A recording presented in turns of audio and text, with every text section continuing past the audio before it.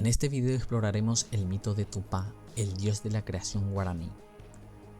Según la mitología, Tupá descendió del sol acompañado por la diosa de la luna, Aracil. Juntos llegaron a un cerro en Areguá, Paraguay, donde Tupá con su poder divino creó el universo y toda la humanidad. Además dio la vida a Taú, el espíritu del mal, y a Angatupirú, el espíritu del bien. Los primeros humanos creados por Tupá fueron Rupabé y Sipabé, quienes tuvieron numerosos descendientes, incluyendo a Marangatú, un líder generoso con su pueblo. Marangatú tuvo una hija llamada Keraná, cuya belleza y encanto atrajeron la atención de Taú, desencadenando una serie de eventos que marcarían el destino de todos.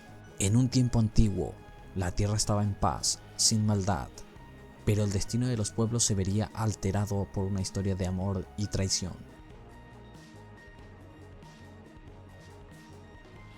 Taú, un espíritu maléfico, se enamoró de Keraná, la doncella dormilona.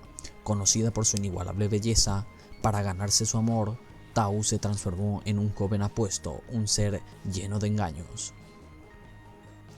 Tras 7 días de cortejo, Taú intentó raptar a Keraná, desatando una feroz batalla con Angatupirú, el espíritu del bien. La lucha entre el mal y la luz fue intensa, pero finalmente Taú prevaleció.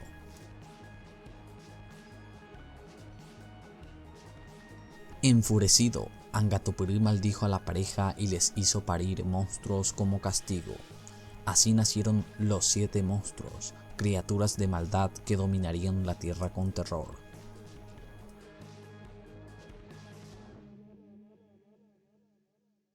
Y los hijos son Teyuyaguá, Boituí, Moñay, Yasuyateré, Curupí, Ao Ao y finalmente Luisón, todos ellos nacidos de forma prematura a los 7 meses.